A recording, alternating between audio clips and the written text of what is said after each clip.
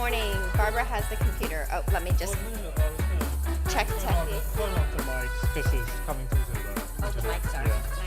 Why were they on? Thank you. Yeah. Oh, I think it was.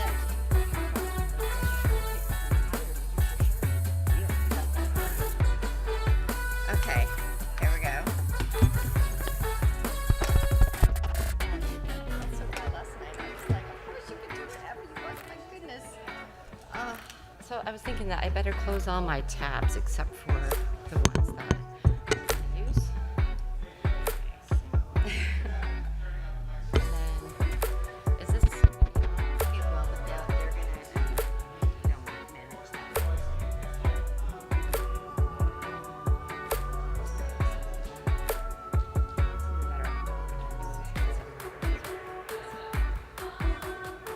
Because I have a tab problem, and then that would be displayed to everyone. I wonder if I just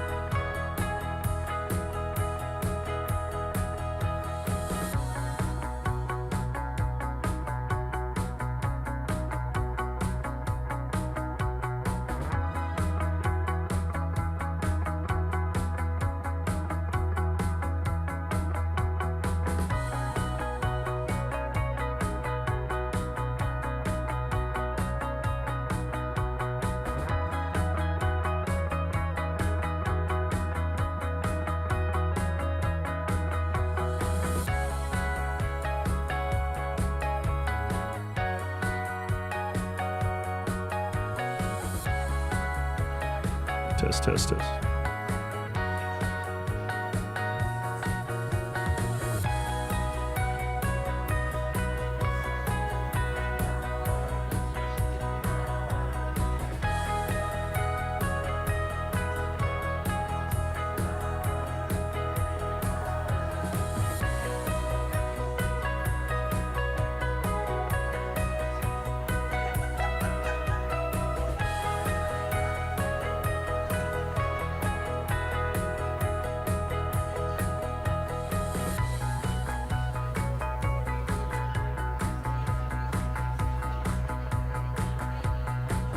That is what I like to see.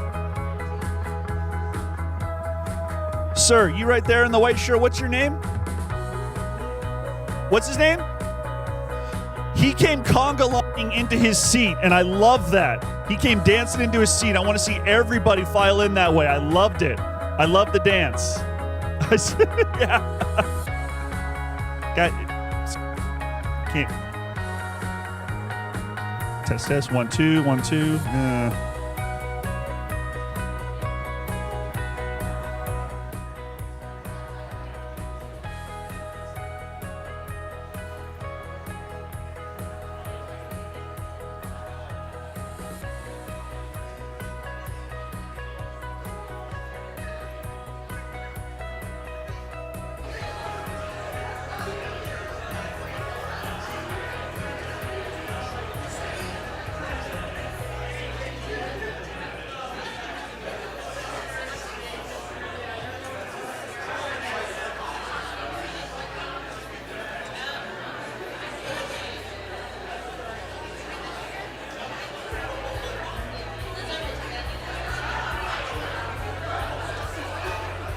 I feel this is way low. I just want to see. Okay, thank you. Morning, everybody. Welcome. Yep, no one can hear that.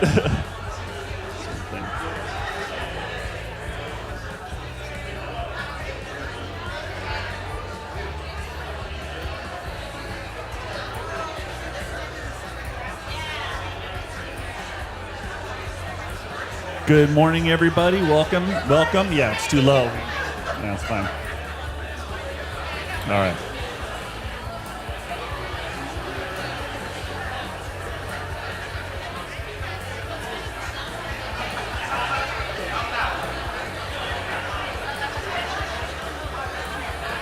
Good morning, everybody.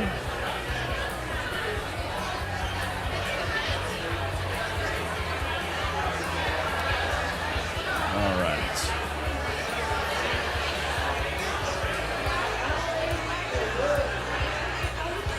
Good morning, everybody. Find your seats slowly but carefully.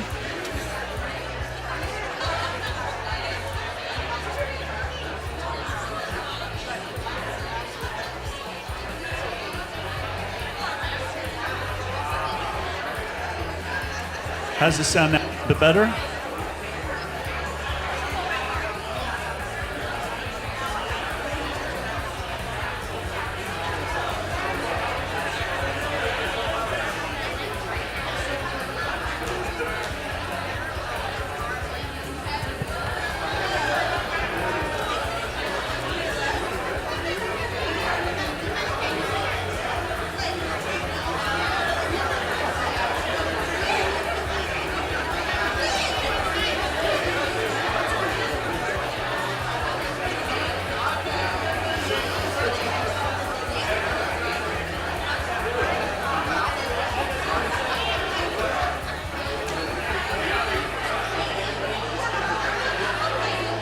Yes.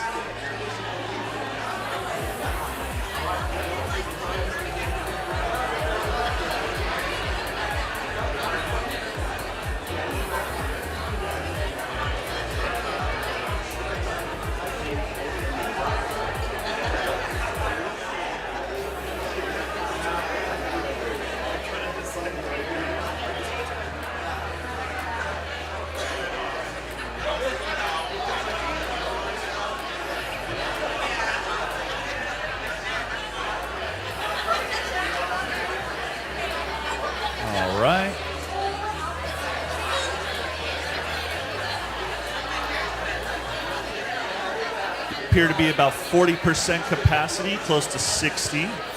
Looks good.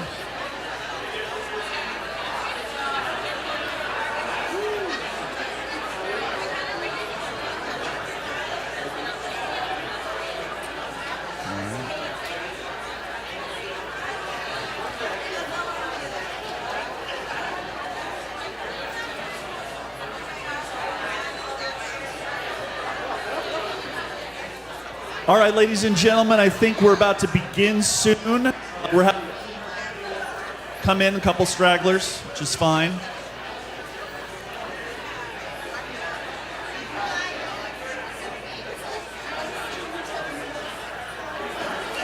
It's not the brightest spotlight, but gotcha.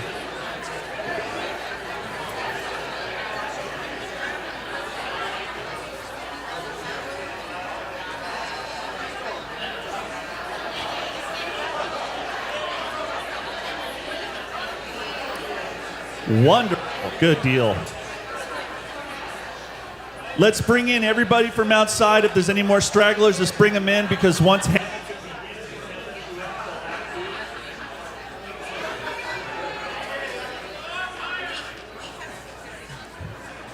this is one of my favorite things about announcing is if my mic is too low, everybody yells at me, "Your mic is too low," and I'm like, "There's the sound guy.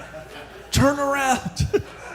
Now it seems like you guys can hear me. Everyone grab a seat. Be sure to grab a seat while you can. Ticketmaster oversold us by 200 tickets. So, guys. No, really, do they close the doors like it's the Pantages? I don't know. Is this to let people in? All right. Awesome. Good morning, you guys. Good morning. My name is Matthew Biller. I'm going to be your MC for today. Thank you. Thank you very much. Thank you.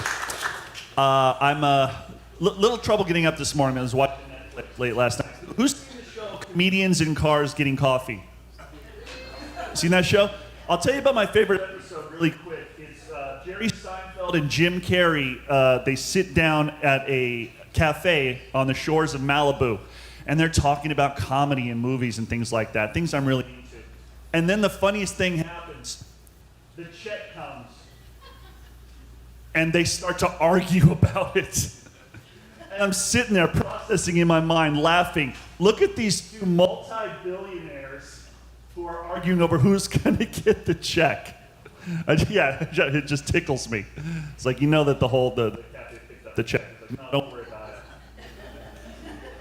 You guys have houses with helicopter landing pads. I'm sure someone can pick it up. Anyways, we're going to have some fun here this morning, guys. We have a wonderful day ahead of you, some great speakers.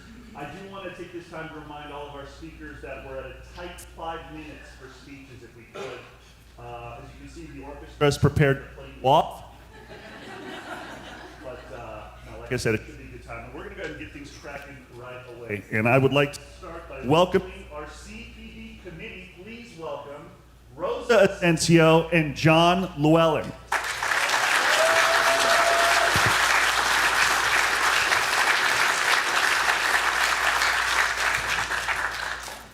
Good morning, everyone. Good morning, everyone. Welcome to another great CPD day.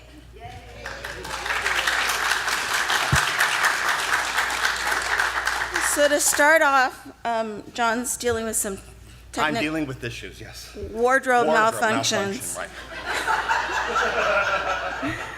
So I want to thank Dr. Scroggins for hosting us this morning for our breakfast.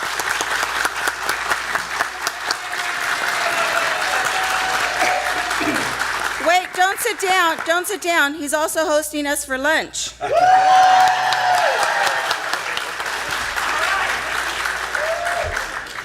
I want to thank our CPD Day Task Force. If you're out there, please stand. So it was Valerie Biller. I think we're going to the next slide. Eric Lopez Blout, Diana DeZib, Anna Suri Escalera, Yvette Garcia, Cindy Orr, Vanessa Ortiz, Naomi Velarte Jang. Yes. And then, of course, our CPD Day volunteers who are out there running around. Please thank them if you walk by, and we appreciate all your help. This thing doesn't happen without a ton of people behind the scenes, and that is our pod staff. You all know and love them for all the support they give you throughout the year, and especially today on CPD Day. Yeah.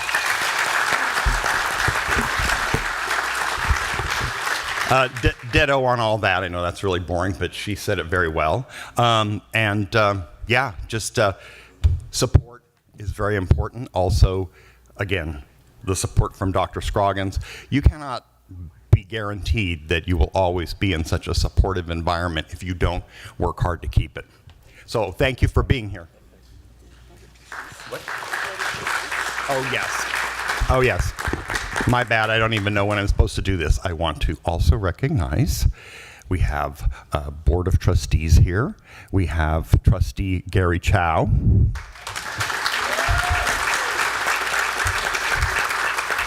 And we have Trustee Dr. Manny Baca. I'm always thrilled when I invite trustees and they take the time to come. It's a big deal. So did I miss any other trustee? No? Okay. All right. Anyway, your page. Thank you all, and enjoy your day.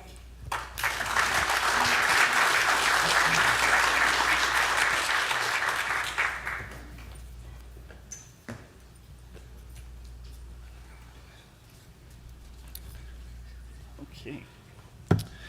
They told me they were having a couple sound problems, so you never want a comic behind a lectern because it starts to become a game show. But let's go ahead and just move right on. Not only is he picking up breakfast and lunch, but this man has also volunteered to make my next mortgage payment. You know him and you love him. Please let's welcome Dr. Bill Scroggins.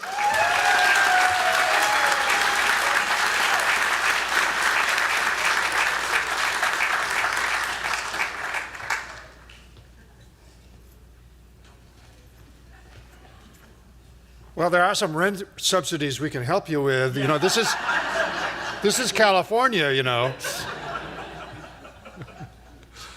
Well, welcome to fall 2022 semester.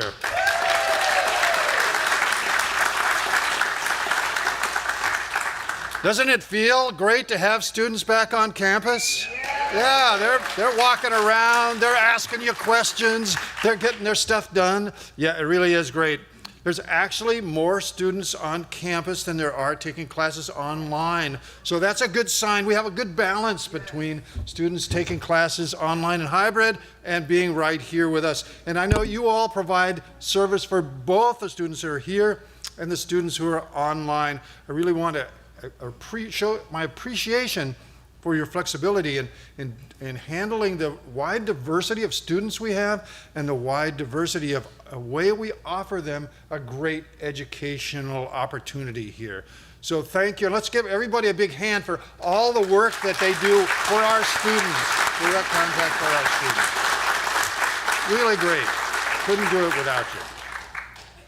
And speaking of students, we are with more students enrolled in Mt SAC this fall than last fall. A couple of percent more. We're on the way up. We're still not to our high water mark of 2019, but it takes time to grow back. So we're getting there, and it's really good to see the great increase in new students, the ones that are here for the first time.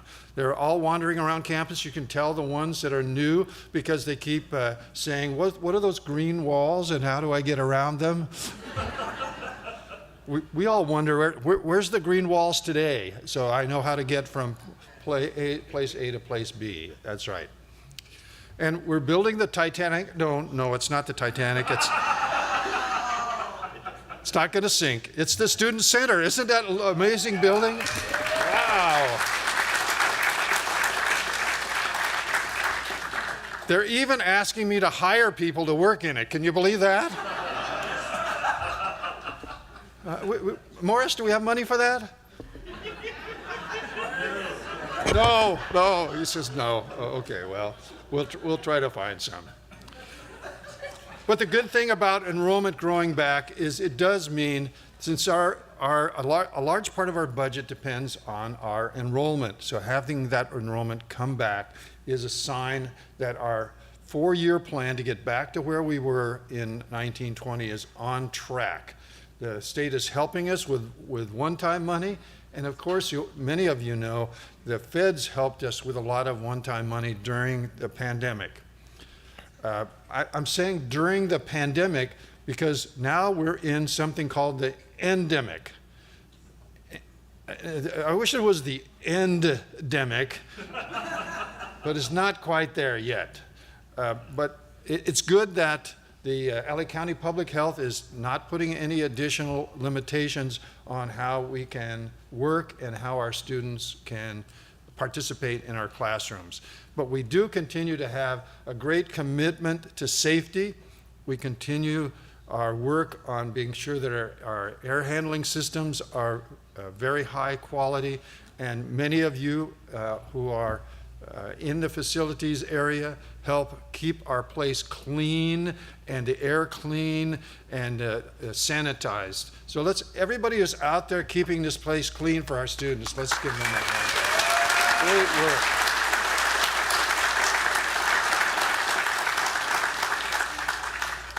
I think that one of the hopeful things about this is that this is our mission, to serve students and serve our community.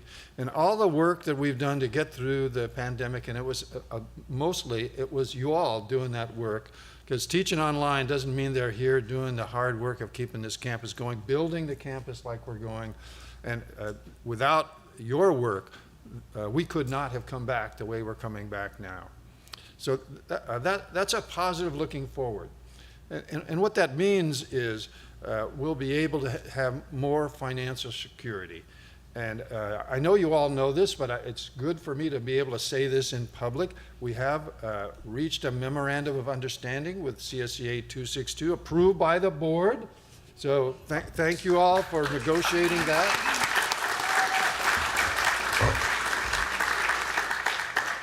And what that does is provide a full COLA of 5.07% for the 21-22 fiscal year. That is a great agreement to be able to come to. We started out with a 2.31% up front. Now we're putting the rest of that money in your paycheck going forward so that we have that commitment achieved for the year.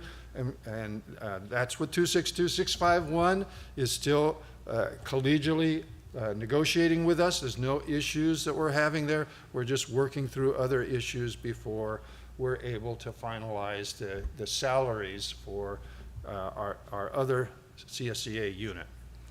In addition, and this doesn't get as much publicity as the salary, is benefits increased. The cost of benefits increased by 6%. Did you have to negotiate that? No, that's right, because a couple of years ago we came to an agreement to set a standard for the district contribution to health benefits. It's the Kaiser Family Plan. Whatever happens, up or, well, they never go down, but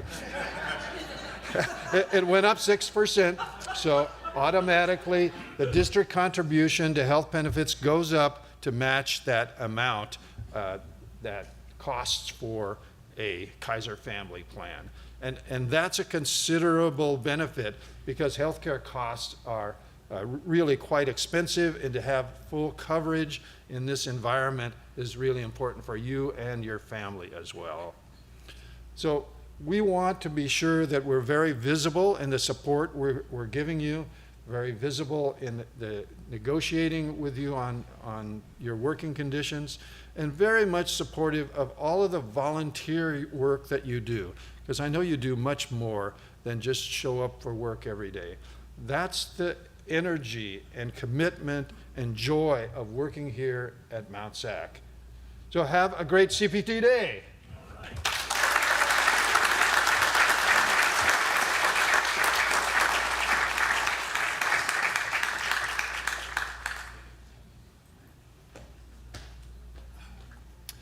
Keep it going for Dr. Scroggins, ladies and gentlemen.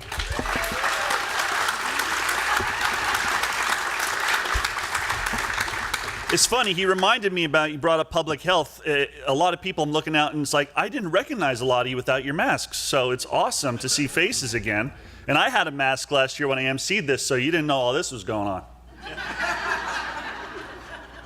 Anyways, you guys, I'm going to go ahead and introduce our executive leadership team one at a time. I would like to start by initially welcoming Dr. Megan Chen, Associate Vice President of Instruction.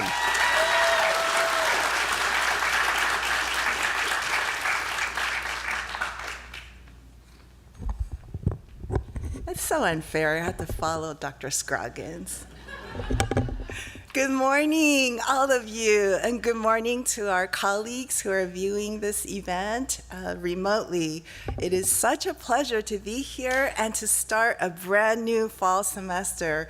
I always embrace this time of year because it represents such an amazing time for all of us, pulling together, as Dr. Scroggins said, to prepare ourselves for yet another amazing semester. And we have more students coming back than ever, and I don't know about you, but they sure put a spring in my step when I see them. Just like when I see you. And I see you, we see you. Vice President Fowler and I appreciate greatly everything that you do to prepare for our students' return. Everything from scheduling classes and responding to changing demands in enrollment, to ordering supplies and getting everything set up in those lab classrooms and delivering things and welcoming everybody, answering the phone and answering that same question for 1,000 times with a smile in your voice or on your face or underneath the mask. And you say, of course I'm happy to help you, and it's so great to have you here. We thank all of you too for, as Dr. Scroggins already said, we also appreciate everything we're doing to make sure our environment is safe and clean and beautiful. It is a beautiful place.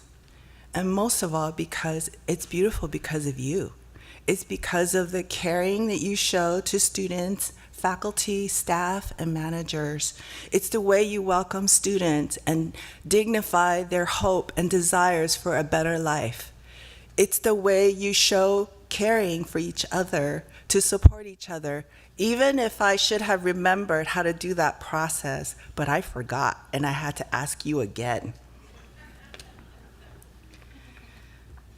Caring for students and one another is our superpower. It's how we bring out and remind each other how fabulous Mt SAC is. And so I wanted to also share with you that higher education research has consistently validated the important role and the magnificent influence classified professionals have on student retention and success.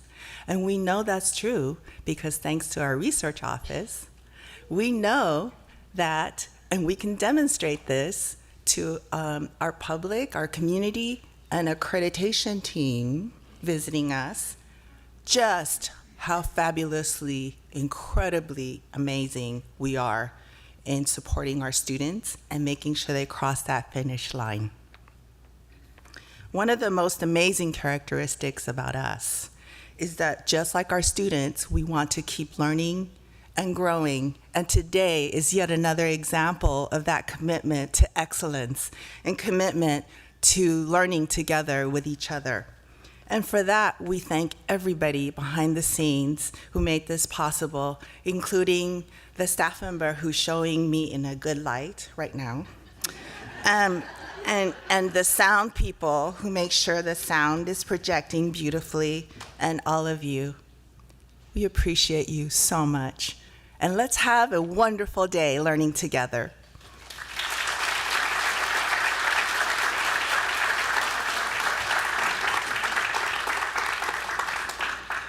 Ladies and gentlemen, Dr. Soka Song, Vice President of Human Resources.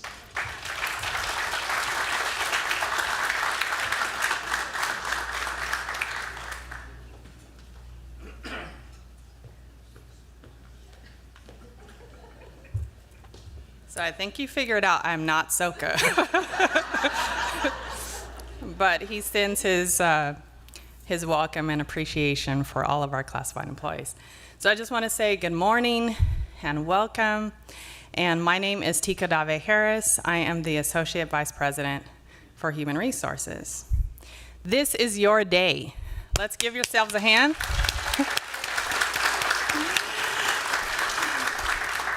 This is your day because you are a valuable and integral part of the success of our college here. And without you, our college would not operate efficiently. As a classified employee, you are the lifeblood of our operation to support our students.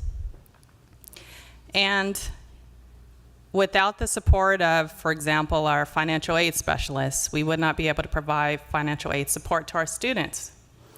Without the support of our administrative support staff, our services and our programs would not operate efficiently. Without our custodial staff, we would not have a beautiful and clean campus for our students and our employees. Without our warehouse staff, we would not receive our packages delivered. All of those individuals are important. Without our human resources technicians and human resources benefit employee, we would not be able to hire and recruit employees like you. We would not be able to support their benefit needs. So each and every one of you is a valuable part of our college. And so we want to honor you today by pouring into you, by offering you this opportunity to increase your knowledge and skills. And it's my hope that you gain value from what you're going to receive today and that you enjoy CPD Day. Thank you so much.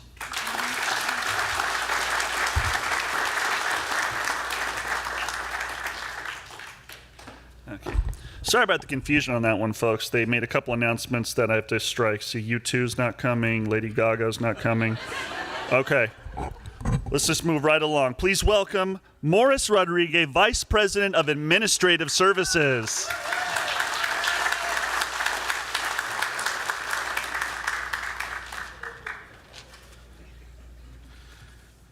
All right, welcome. Like everybody else, coming on campus, getting ready for the beginning of the semester is very exciting. Saw the tours last week, students coming through, it was great to see. Early this morning I'm coming in, you hear the birds chirping, but you also hear grounds out there with the tools going, just whirring away, making our campus look great, and it's very appreciative of that. For those of you, I think last year I said a story about one of my kids, and for those that know me, I tend to use stories from my kids because they have provided me so much material over the years, and I can't resist. And the best part of this is later on today, I'm going to let them know, at least the one story that I used for my older daughter today, that I shared that story, and then that's an even more satisfaction I get out of that. So she didn't even know it. I was actually asking her some questions. Do you remember this? And she's like, yeah. I was texting her this morning. So anyway, have any of you had kids that said something just completely ridiculous at any point? Yeah. Okay, good. So I'm not alone in that, right? So oldest daughter, she was about 4th grade at the time, right? Sitting there watching television, there's some break dancing going on the television. And she just casually looks at me and says, "Hey, we invented that." I'm like, "You invented that?" "Yeah, my class, we invented that." And I'm thinking to myself, okay. Because I was a young man in the 80s. I know, the era of breakdancing, right? I couldn't, at that point in time, kind of like take her vision away from that. I figured Santa Claus, she figured out. Easter Bunny, she figured out. She'll figure out that breakdancing wasn't something that her class invented. But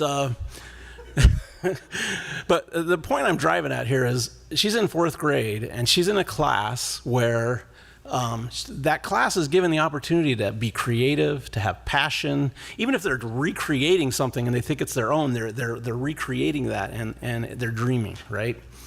And that's a 4th grade class, but we're at Mt SAC, and it parallels what happens here, right? We have students, broad range. It's not 4th graders, broad range. I would actually even venture to guess that our children's program, very young, right? They learn there too. But at Mt SAC and the community college system, we have a passion just like that fourth grade teacher had a passion for my daughter's class, right? And when they come to Mt SAC, they're not just getting an education, but they're getting the opportunity, they're getting the that passion and the confidence to go out in the world to succeed. That's what we do at Mt SAC. Everybody here plays a piece of that, right? We all have little elements that we do that help students succeed here. Some of the previous speakers talked about that, right? And it doesn't matter whether your impact is direct, whether it's indirect. It doesn't matter whether it's a small piece that directly impacts students or helps somebody or a large piece. Everything counts, right? We have an award that we do in admin services where it recognizes those that make a difference. And it's not about whether they make a large difference or a small difference. It's about their passion every day when they come into work where they want to make that difference. Okay, so I'm going to just read off a couple of, and I'm leaving out names, and I'm trying to remove enough to where you can't figure out, but I'm going through the next batch of awards. We do this monthly, and I'm reading them. And so here's just some examples. Blank is one of those employees that I can count on for just about everything. His attendance and reliability is truly admirable. Oftentimes, I will ask him to cover areas on campus or complete certain tasks outside of the day-to-day, and he's always more than willing to assist, ... Blank has a special gift of bringing colleagues together. He makes a team feel like a team, not only when discussing technical issues, work-related. I was confused by that for a minute. They had to distinguish whether it was work-related or not. But as he briefly communicates, he acts like the glue of the team. ... right? Blank is a fantastic person and an employee and a huge asset to our office and is so deserving of this award and recognition. In my short period of time here, she has gone above and beyond to make me feel comfortable, ... etc., right? All of these recommendations were by managers for classified professionals. Those are the people you work with. That's who you are, and that's what you bring to this campus. And thank you for your work, and have a great day today.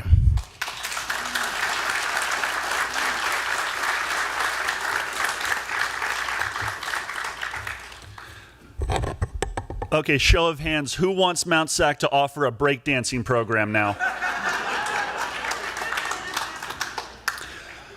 All right, let's keep it going. Please, let's welcome Tom Mauk, Associate Vice President of Student Services.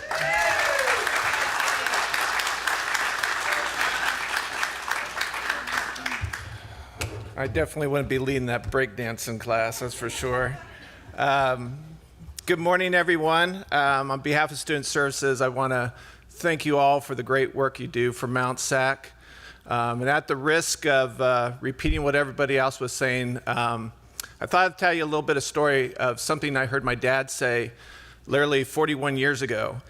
And I wrote it down, and I'm going to read it. And there's a reason for those who know me. I have a tendency to go on and on and on with my stories and can be very long. I do not want Rosa upset at me. So I'm going to actually read some of this to keep me on track. So excuse me for that. So literally 41 years ago, I was here attending Mt SAC, playing baseball, living at home. My sister Sally came by the house to talk to my dad about being an administrator. She had just become an assistant principal at Workman High School. She was previously a counselor and a teacher, and they both worked in the Hacienda La Puente School District. My dad was the principal at Los Altos High School. So they're speaking about numerous things, talking about running a high school, what it would take, and specifically to Workman High School. But my dad said something I never forgot. He said to have a strong school, you can't have a strong school without having a strong kind of blank. Well, I'm thinking he's going to say a principal, a leader, right? Being a principal, I thought, you can't have a strong school without that. But that is not what he said. He said a strong staff. And by staff, he didn't mean the faculty or administrators. he meant the classified staff. He talked about being on the front lines, dealing with the students, the parents, cleaning the classrooms, preparing the master schedule, keeping the school grounds beautiful, keeping managers, administrators, and their schedules on track and keeping on task, and basically handling the day-to-day operations of a school. Obviously, you need to have a strong campus leadership, as Dr. Scroggins will attest, and as we all attest for his leadership. But that conversation I was listening to has always stayed with me, that the classified staff are the engine that makes the school run and should be valued. So that, I say thank you for keeping Mt SAC running smoothly as you do, and have a great day, everyone, and I appreciate all the hard work that you do. Thank you.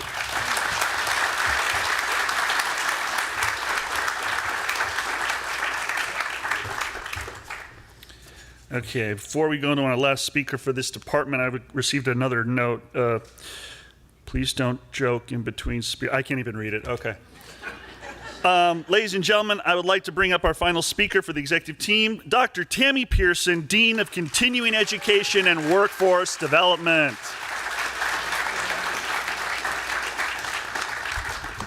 Good morning to everybody. I hesitate to say they saved the best for last. Thank you.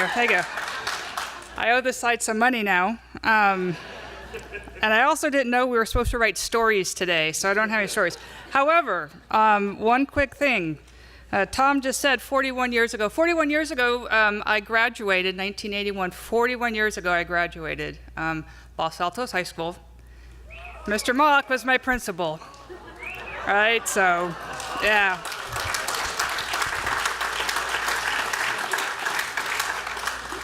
Tom knows this. He had a big impact on me being up here as a manager and a leader and staying within education. So we will, I digress for a second. I apologize for that. Tom's fault. He's the one that brought up Los Altos High School 41 years ago. Again, I'm Tammy Pearson. I'm the Dean of the School of Continuing Education. For anyone of you not familiar with School of Continuing Education, that's the non-credit side here on campus. We always say wherever we go, we're the non-credit side at Mt SAC. We are the largest non-credit in the state of California. Yeah. Just to share a few more things about non-credit, we got decimated, as did the rest of the college during the last few years. We're also happy to say and share today that we are almost back to where we were, to where Dr. Scroggins said from a couple years ago. Our growth has been pretty substantial this last year, so we're proud of that. Briefly, just to kind of give you the size of non-credit and the work that we do, we have around 40,000 students that are non-credit students on campus. We service our English as second language students, which are our ESL programs. We have our education for older adults. That program almost is entirely off campus at community centers and senior centers. We have adults with disabilities. We have our community and contract education program. So if you have seen the motorcycles over in Lot F, that's our fee-based program. Some of you may have been sending your students to our College for Kids program, which just ended last week or the week before. We have our off-campus high school, which provides summer school to all of our feeder schools in the area. Adult basic education, which houses our adult diploma, our high school referral, and our high school equivalency. And our short-term vocational programs.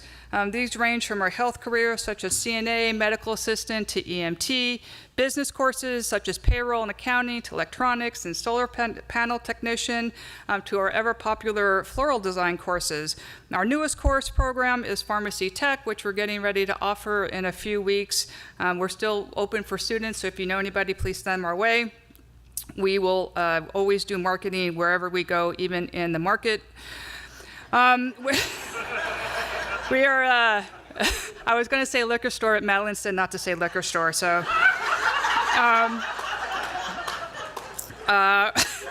We are also connected strongly with the credit side. The tutoring centers, Turk, STEM Center, HCRC, our WIN program. We articulate some of our non-credit programs with our credit programs. We have strong pathways that go into credit that our non-credit students have those opportunities. I say all of that because all of that is not possible without all of you out there. right? We are in 3 separate buildings. Again, all of our off-campus stuff that we do, the technology, everything that we do is due to you out there. I was very proud earlier, I'm not sure if Sabina is here. Sabina works with us and our older adults and adults with disability, and she's a torchbearer. Sabina exemplifies everything that our classified staff does here in non-credit. Yeah, I heard a woo for Sabina, yes. So finally, our students in non-credit are those who need us the most. They've been challenged in formal educational settings for most of their lives, and they're looking for paths that will improve their lives and their families' lives. With that, I want to thank each and all of you who work with us and help support us and all the classified within school continuing education and those who just come over, either know someone who's taking non-credit programs or support us in other ways. Each and every one of you know that our students need that extra support, need that extra time. All of our classified do whatever is necessary to ensure that our students leave enrolled in courses and all of their questions are answered. Again, thank you for everything that you do and understanding why we do what we do. If you ever have any questions about non-credit, we're always willing to answer, but thank you again for everything you do. Have a great day. Have a great year.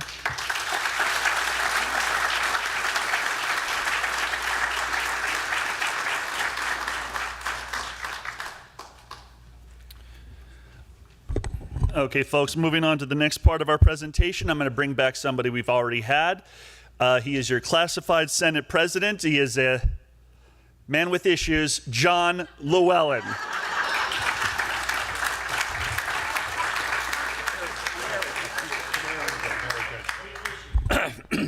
I'm glad someone mentioned that because I am very proud, and I tell anyone and everyone, I know I've told Dr. Scroggins that what I'm most proud of probably is that I take my issues and I try to make something good with them, just so, that you can't get over all your issues, but just, use them, work them, okay? Anyway, I'm up here. If you can't do anything, you can always serve as a bad example. That's right. Dr. Scroggins is right. He's always right. He's right. I support that 100%. So, there's been many times I've served as a bad example, and you've probably been there. So, can't hide that. But anyway, enough about my shortcomings. I want to say that classified Senate, all the senators, work very hard all year. We have a lot of fun, but we also work very hard. They represent many different campus committees, working to have classified voices heard in all those places. But we also put on things that some people kind of like. Some, I think a lot. Our Halloween gathering, our Valentine's Day event, and those are great networking, socializing opportunities. We pass out information. You get bling sometimes, not Oscar bling, but, pretty close. And they're great. They're always great. I've been serving as classified president for far too long, and probably like 8.5 years now. So somebody is going to take over, I'm hoping. But the point is, they are just always been great senators. I love working with every single one of them, and they're awesome, as so many classified are. And I thank them and every classified person I've ever met or worked with, because you are all awesome people. So, and that's important, and everybody's been coming up here saying that. And I did work with Sabina. She was a senator for a long time. A wonderful individual, so you're lucky to have her. And a lot of the senators do other things too, so it's very good energy. Anyway, so I want to mention that a lot of them also worked on this day, volunteering and doing things. And a reminder to everybody, if you want to see something at CPD Day, a workshop or some activity, then, speak up. Come forward. That's always the thing to do. Lots of opportunities to do that. We do listen to classified and what their suggestions are, what they'd like to see, what they'd like to have.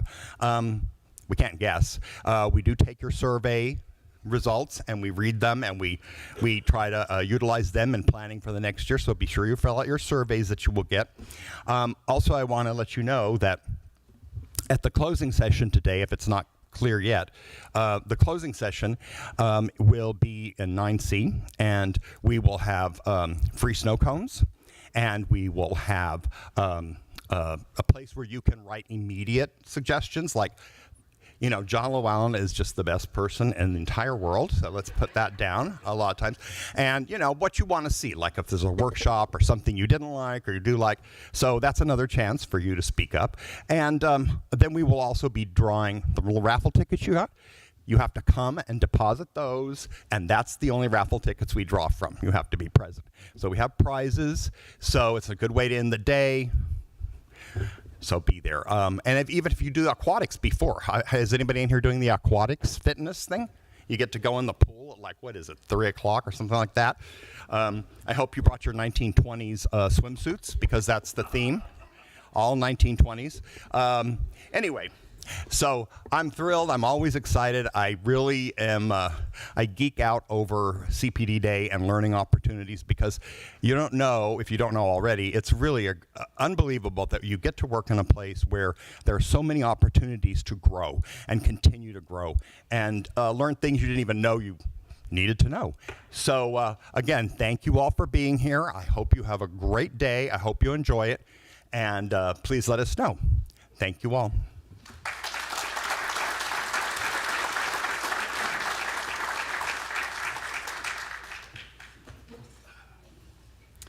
I like to give John a hard time, but let's face it, his shoes are coordinated with his shirt, and nobody in here can say the same.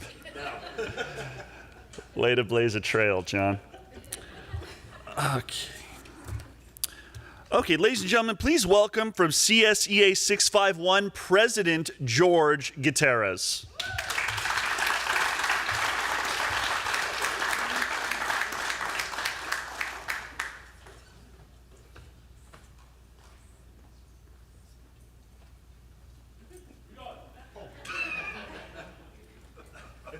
I wanted to disappear. Nobody likes to be on the stage. Last time I asked somebody to help me present on the stage, they said they'd rather get fired by Scroggins to be on the stage. So, oh yeah, okay, I'm out of here. He's not here today, so I would introduce him next time I see him. But, you know, everyone's already mentioned the importance of classified employees. And I just want to reiterate that I am very proud and honored to work with all unclassified employees, grounds, AC, warehouse, custodial. I see them put in hours in and out, and they work very hard. And I treat them in and out occasionally. But, you know, it's all about bringing people together, whether you're doing projects, whether you're getting the school ready. It's important. You know, it's been iterated many times that we're like a family, you know, and when one is down, we pick up the other person. I've shared this story before, but it really means a lot to me. All of my families come to Mt SAC. I even attended Mt SAC in 1988. By the way, 28 needs to be fixed because it's still the same chairs in the classes that I sat in. I don't fit it in anymore, but it's still the same chairs. But, you know, it's very interesting to see your own kids come to the school here and appreciate all the education that the professors pour into the students. And I remember my son, my oldest son, he wanted to go to the fire academy. And I offered to pay for it. And he said, no, Dad, if you pay for it, I won't show up. I'll miss classes. But if I pay for it, you better believe I'm going to sit in that chair and I'm going to learn. And what Mt SAC did for my son, and I'm sure there's classified employees that have students, they're students here. Their kids are students here. And my son, we worked that in and out, and he paid for this class, and he sat. And he applied for a lot of jobs all over Vegas, Hawaii. He didn't get the one in Hawaii as much as he wanted it. Sit on the beach, put out fires. But anyhow, what happened was he applied at Orange, the city of Orange. There were 741 applicants and only one opening, and my son was 20 years old. And because the staff here care so much about students and classified employees, they pour into them whatever knowledge they have and wisdom. And they poured into my son that to this day, present, he was hired. He was hired at 20 years old as a fireman. He went to the academy here. And the present time right now, he's a captain for the fire department. He is also a sheriff, first responder. He also is an arson investigator. And his list goes on and on and on. But the foundation was Mt SAC. So I know of employees that are going to school, and I'm about 18 units from getting my degree. So education opens many doors, and you network and you meet many people. That's what I love about CPD, because you get to talk to people. I saw Vice President Morris was going, and he was talking to classified employees and introducing himself. And it's basically, I'll finish with this quote. And the quote that I have, my family is an educated family, and I love my wife so much because of all the knowledge she poured into them, the importance of education for our students, which were our kids. But this is the quote of the day. Think as a wise man, but communicate in the language of the people. It's so important that we communicate to every single person that walks on this campus. And we all play a big part, because where they come to me, where's building 9B? They never can seem to find building 9B. It's that brick building over there. And it's a gold mine, because that opens the door for them to get into the classes, and then it inspires them to get their degrees. And then restrooms, of course. Where are the restrooms? And I say the best ones, building 80, because nobody knows about that building, and they're brand new. So I want to give an applaud to all the classified employees for all the hard work you put in, going through the pandemic, after the pandemic, the ones who came on campus, who made it safe for all of us to come back. I applaud you. I give you a standing ovation, and I want to thank each and every one of you. And enjoy CPD Day. Fill your mind with knowledge, because knowledge is power, and the power that you have is to change people's lives one at a time. Thank you very much.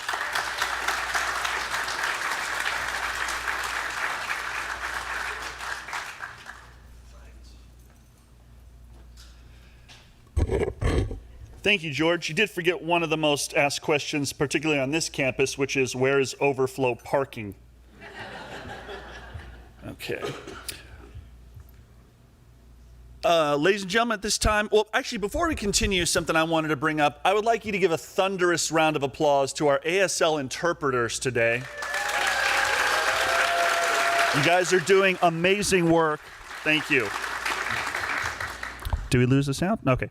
Let's bring up our next speaker. This is from CSEA 262, President Robert Stubbe and First Vice President Rosa Asensio.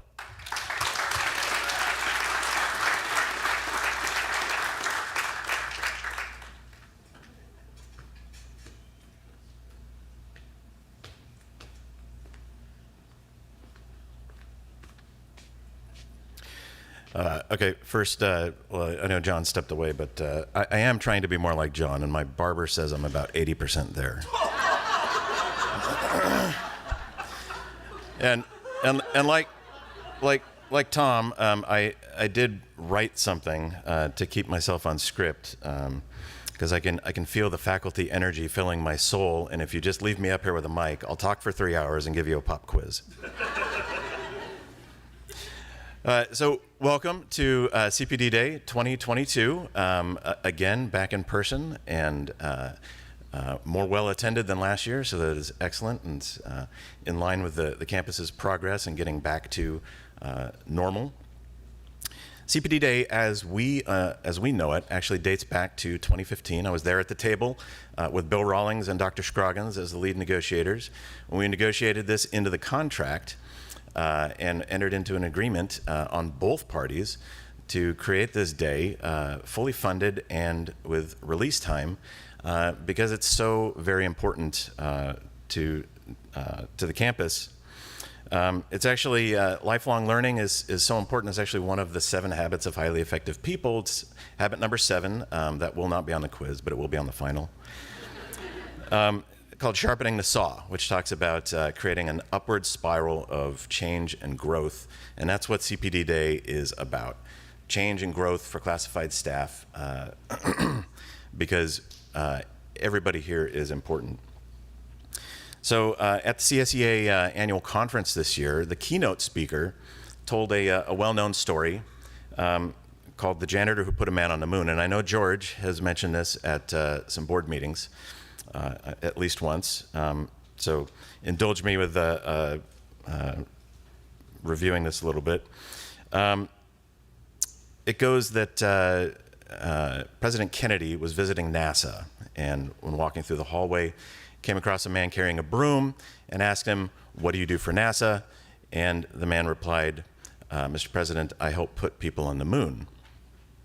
And this simple parable illustrates a very important concept, is that everyone in the organization contributes in a meaningful way to the successful fulfillment of that organization's mission. And that is as true here today at Mt SAC as it was on that day at NASA. Everyone's contributions on this campus matter, and that's why this day was established, to help classified stay sharp and effective. So our Classified Professional Development Committee and our Professional and Organizational Development Department have a great schedule of learning and growth activities for us, as always. And I'd like to take a second to give them a heartfelt thank you for putting this together every year, and this year in particular. So this is my, yeah, thank you.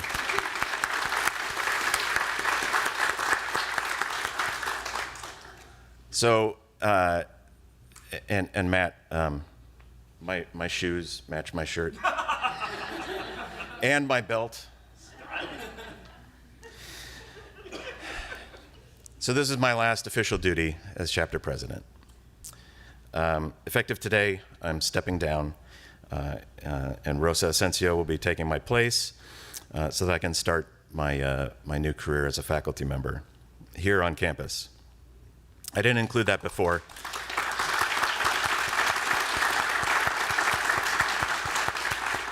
I didn't include that on-campus part before, and I got a lot of questions. Oh my gosh, where are you going?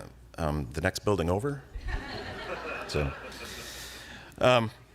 but before I go, I'd like to share some wisdom on leadership that I've acquired over the years, and that's that leaders are everywhere, and they don't always have fancy titles or fancy offices or the opportunity to speak in front of others.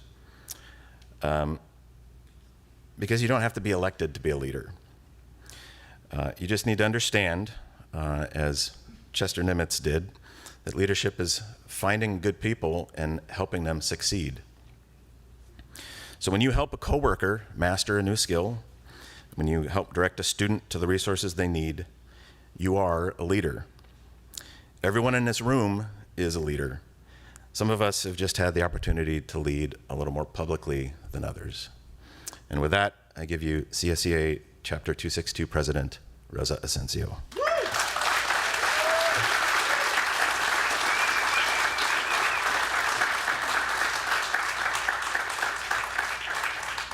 So, over the years, under the leadership of Robert Stubbe, I've had an opportunity to prepare for this position.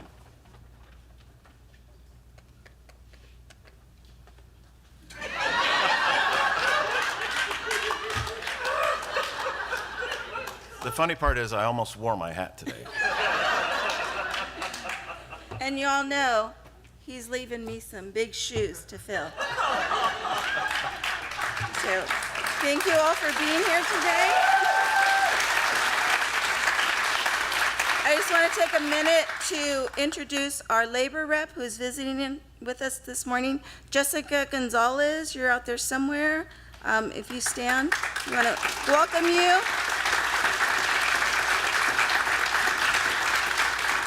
And also our executive board, if you're in the room, please stand. Brandon Gillette. I saw Sandra Boyer earlier. We have Zach Gallegos, our treasurer, our secretary, Giselle Ponzillo, and Melissa Andrewen, our union steward. And if I'm forgetting your name, stand up. Marlene, where are you, Marlene? She's probably running around getting everything in order for the day. Anyway.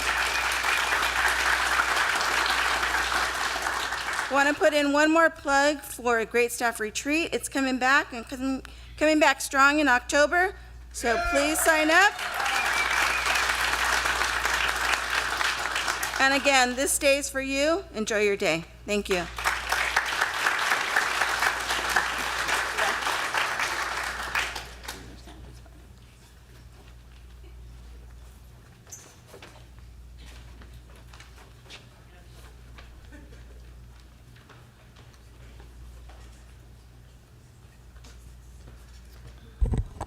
All right. At this time, it's my honor to bring up and introduce our accreditation team.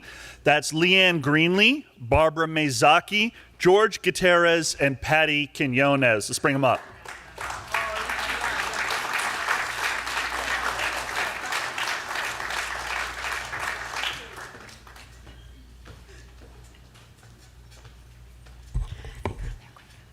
Good morning. I just want to point out, John Llewellyn and I are actually wearing the same shoes, so want to join the group here. Well, we're really excited to be here today to talk about everyone's favorite topic, accreditation. And we want you to know that this is going to be interactive, and when you pull out your phones, we know it's because you're not bored with us, but you're actually participating. So get ready, and we will begin our presentation. Good morning, everyone. I'm Barbara Mazaki, and I'm going to start with the first question. As Robert said, teachers love to quiz, so if you would hit the QR here and answer the question, true or false, accreditation affects my daily work.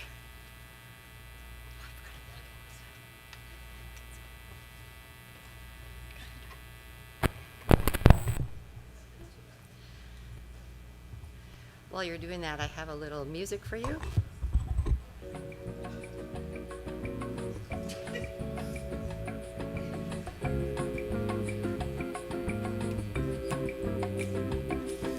We don't know how to break dance, so this is the best we're going to be able to do for you.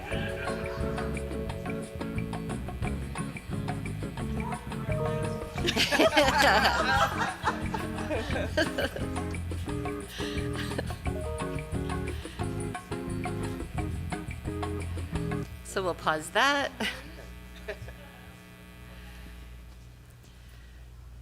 Did everyone get a chance to vote? All right, so let's see the results.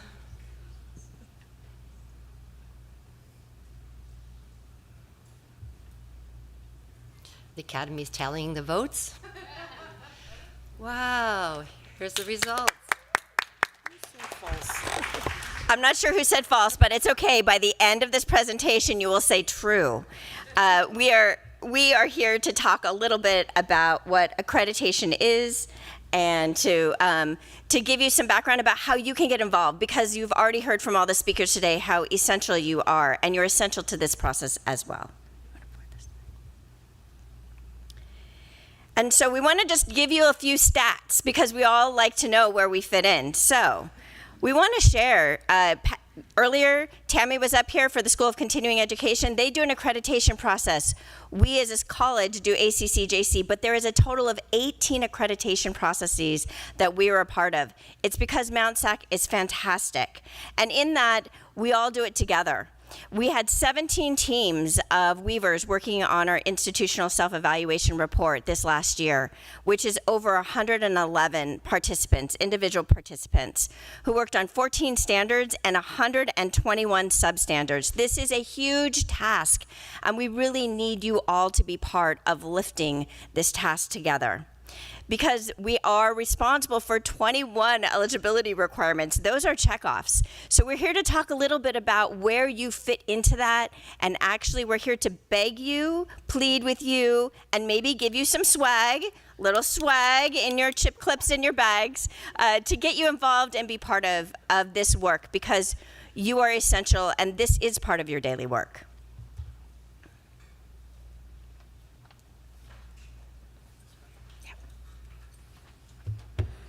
Here I am again. Oh, by the way, my shoes match my shirt. I guess that's the theme of the day. In fact, my supervisor and my other supervisor has the same shirt and same shoes. So we all match. I guess we kind of got online and found out what we were wearing today. But accreditation, quality control, is a practice of academic quality control, promotes institutional excellency through application of standards, advance meaningful and effective students' learning and achievement, provides assurance to students and general public, others about quality of educational offering, completed through peer review. The importance of accreditation, I've been involved with it outside of Mt SAC. Accreditation is very important, and all of us play a part. Because when we do our job, we're actually, without knowing, we're participating in accreditation. Accreditation is very important so that our students can receive their degrees, their certification, and so they can graduate.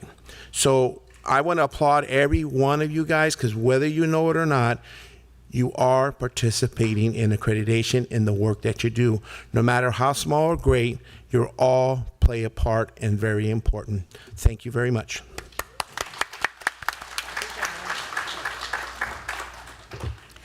So there's 4 areas that we are really focusing on in accreditation, standards 1 through 3 and 2, 3, and 4 here you can see. And standard 1 is really focused a lot about mission and how we do our work, that we do it with integrity. Standard 2 really focuses a lot about instruction, what happens in the classroom, but also the support services that are really critical for student success. Standard 3 is all about the resources. By the way, when you see human resources, we are not talking about Tika. We are talking about you. You are a human resource and you are so essential. And then the other resources that happen at the college to make all the work that we do possible for our students. And then we have Standard 4, which is about leadership and governance. And as Robert Stubbe talked about, leadership comes from all of us, and we're a part of that.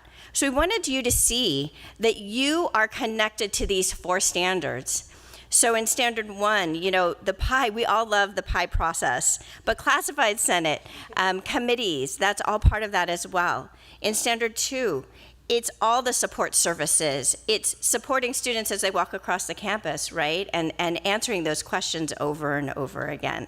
It's Standard 3, looking at the resources, and you can see here, this encompasses nearly every element of campus. And then Standard 4, it's how we move forward with our leadership in working together and being that family. And so your ongoing work, every single day, you are contributing to accreditation.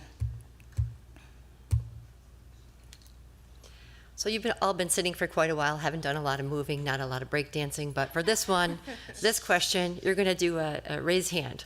So if you feel that we're talking about which standard will most closely align with your work. So if you feel that your work aligns with Standard 1, institutional mission and effectiveness, raise your hand.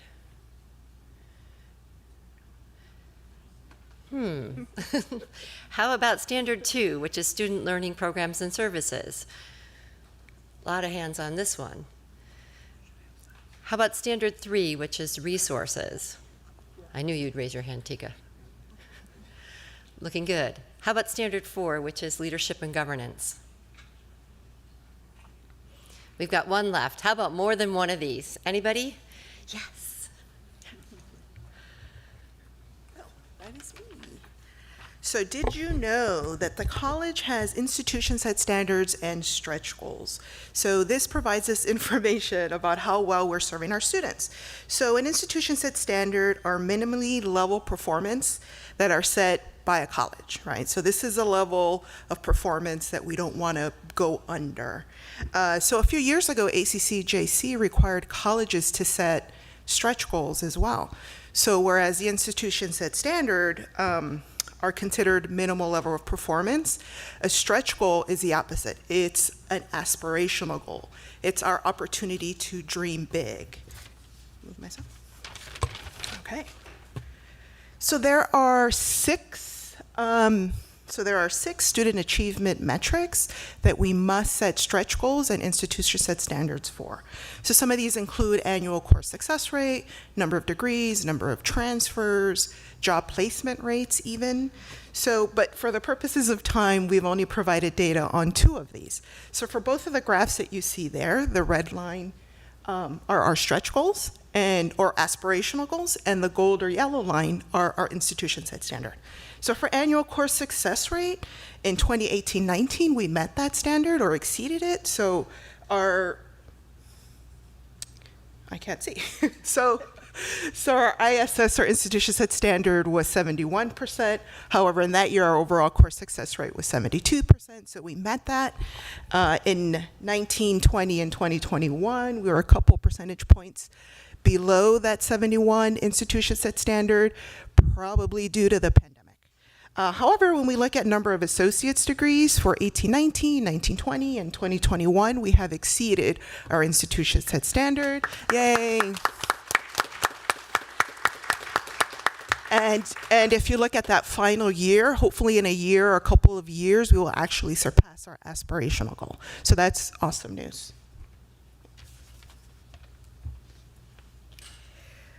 So we want to make this simple, and part of it is really simple. It's the work that you do every day, and also, as we're putting together this institutional self-evaluation report, it's about essential questions. So how do we know that we're doing well in our work? And are we reflecting on that to improve? And most importantly, how are we using data to aid in that part of the reflection? So we're going to collect some data right now from you all. Get your phone back out and scan it. And we'd love for you to answer this question. How many tattoos do you have? The data is anonymous.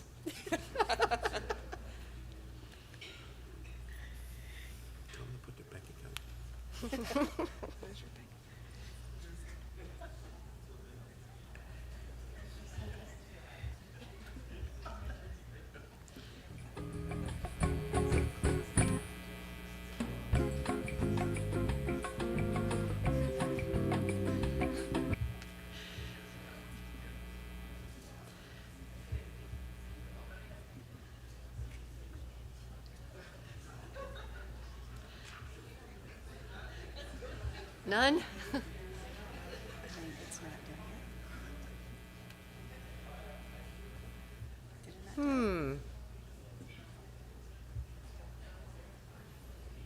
What?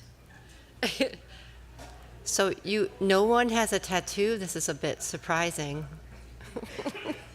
Oh, it's not showing.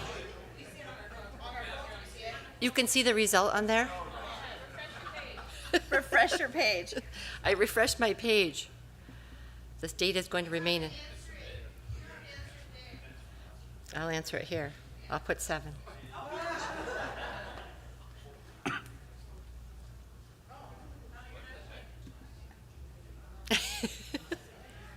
We need some IT help? No, it's okay. We appreciate you participating, and we'll see if the next one helps out a little bit better. So this is our tattoo, by the way. This is weaving our story. It's our logo, and it is part of who we are. So we have great swag for you when you participate in the process. And it's a really important thing for us to all be invested in this weaving. It's our story. This isn't just the college. We are the college. So we want to talk a little bit about the ISER report. Barbara, you want to talk about I guess I will talk about that. So the institutional self-evaluation report is how we answer essential questions. And really, it's our story. There's 5 parts to it. We want to break this down for you so you know a little bit about it. Part 1, we did the logo design. And we had somebody here, Dr. Ida Quenda Uvas, who won. We did initial drafts, and then we outlined a timeline. And so this all happened in fall of 2021. Then we had weaving teams participate. Can I ask for you to raise your hands, all those who participated in weaving teams? We had over 30 classified staff. Thank you for that. So these are representative across the college, and students, faculty, administrators, and classified staff all came together, and they identified and they discussed the standards, and they really did some hard work on looking for evidence. So this is our next step, and this is where you may come in. So in this fall, if you are part of a committee, you might be asked to review one little section of a standard. Also, we are recruiting today from you. We'd like you to get involved in what we're calling finishing teams, which is the opportunity to take a look at what's been written, what has been said about the college, and to say, does this really reflect my experience? Because you all are experts in different areas. And so we're hoping this one works. Go ahead and scan. What's your area of expertise? So if you're going to ask me my area of expertise, I would likely put down accreditation, professional development. Each of you contribute. So go ahead and type in your answer.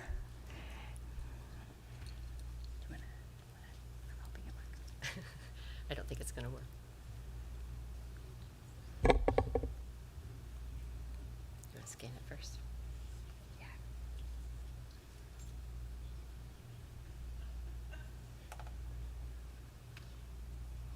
I bet you're sad there's no traveling music this time.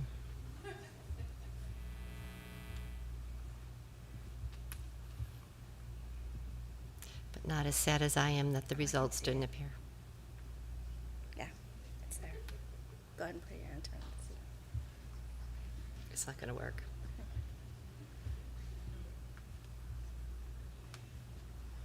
So what at least we know you can see across. And what we're seeing in here is IT, finance, financial aid, facilities. Hooray, it worked. But you can see eating. Oh my gosh, me too. Cafe 91, I can't wait till it opens. Again, it's awesome if you haven't been there. But you can see that we across the college, and this is why you were hired, you have an incredibly diverse set of skills and experiences, and we need all of those voices.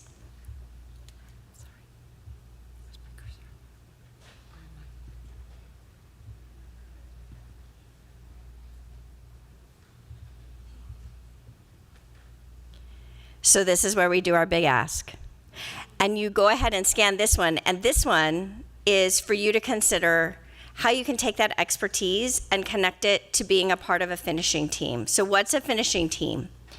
It's likely between a 5 and 10 hour commitment, and we're asking for classified staff, faculty, students, and managers to come together, read, review, use a rubric, take a look at narrative that's been written, look at evidence of whether or not we're meeting a standard, and give your feedback and input based on your expertise and knowledge. And then, of course, you can add it to your resume, for the next step. And we are really excited about asking you to be part of this because we need your voices.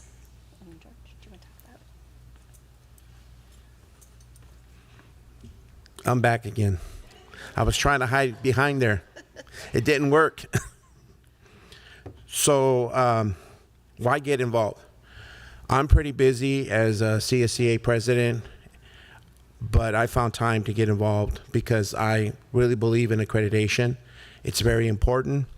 I've seen what the outcome is, and it's the students. This is all about the students, how we service the students. You know, there is the measure of a person is not how many people serve you, but how many you serve.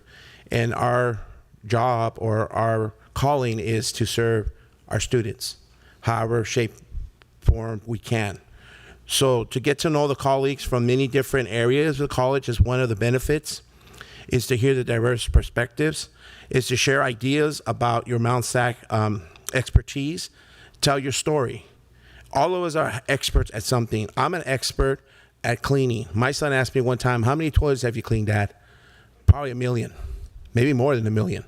But cleaning those toilets, I put them to private school, both of them at $50,000 each for 10, 15 years.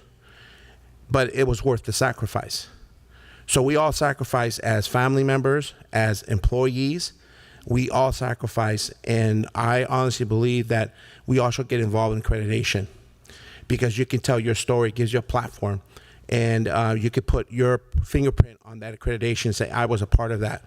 And that's why these students are able to learn and able to move on and able to go on that stage and receive their diploma or receive their degree. So learning more about the college. Maybe you work here and you don't know everything about the college. You can ask questions and then they can be answered. Celebrating what you do well in Mt SAC. And everyone, I've seen a lot of people on this campus. I've been here for 24 years, and I see all the skill sets that people have. Show off your skill set. Show off what you know how to do, and be proud of what you do. I'm proud to be a custodian, and I've been it for over 30 years. I've even had my own company, and I'm proud to be a part of Mt SAC. And who knows when I'll retire? Maybe never. They have to keep looking at this ugly mug here. But I encourage you guys, get involved. You know, the only way you're going to make a change is not by sitting down, it's by actually getting up and making that change. Thank you.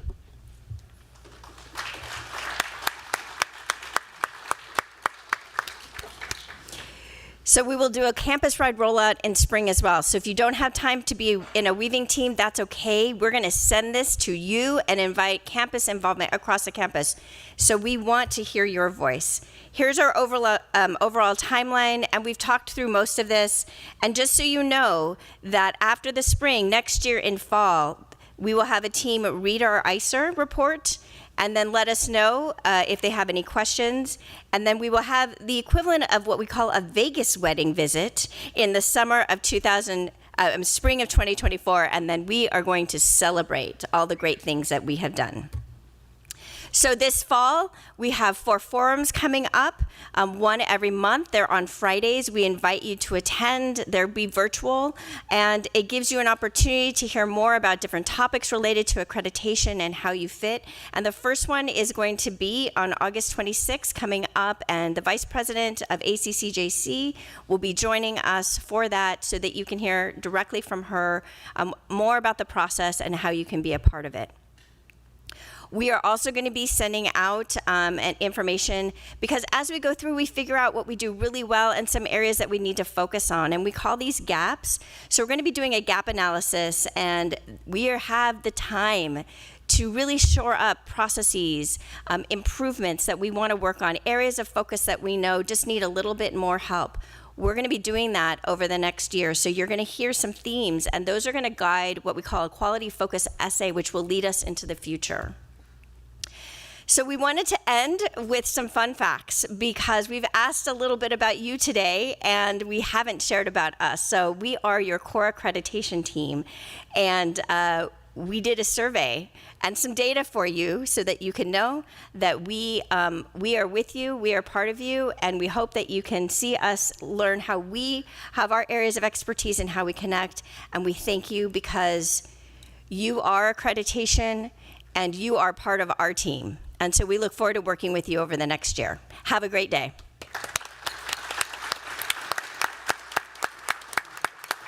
Thank you very much for your time and attention, for all the hard work that you do. And we want to give you one last opportunity to get on the finishing team's application. So that's the QR here. Okay. Dr. Fung.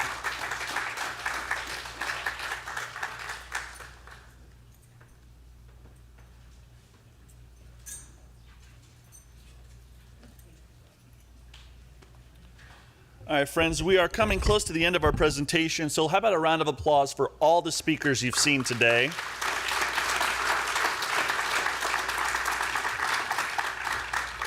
And they were talking about summer. I want to talk about summer. Has anybody taken an airplane this summer? Anybody fly? Yeah? Anybody take Spirit Airlines? No, they're trying, guys. Matter of fact, they just announced a merger with another successful company, so congratulations on Spirit Airlines for merging with Blockbuster Video. Their parent company is Radio Shack. We got a couple quick announcements before we end out the presentation. As you can see, all session 1 workshops are 11 a.m. to 12:15, and those are some of the offerings they'll have. Please be sure to coordinate your wristband color to find your color group, and also to locate your facilitator who's holding the same color to find your next session. There's also a chance to win ticket. We got the contest going on, and a few more announcements. Session number 2, Microsoft Teams new time will be at 1 p.m. Session number 3, reclassification, is now in building 12 and room 1280. State and local budget update is now in building 12, room 1080. And there is a Q&A and breakdancing social with Dr. Scroggins. I'm kidding, that's ridiculous. There's no Q&A. That's in building 6, room 263. And I think they have something else coming up in a few minutes. So they told me to stretch, but I'm out. I got nothing. Oh no, this is actually very important. We're missing a puppy with red sunglasses. He was last seen at Newport Beach and is presumed to be having a lot of fun. Actually, guys, we just hope to see you again next year at CP Day 2023. Thank you for all your attention today. Thank you for your applause. And again, for our ASL interpreters. My name is Matt Biller, and we hope to do it again next year. Have a great rest of your day.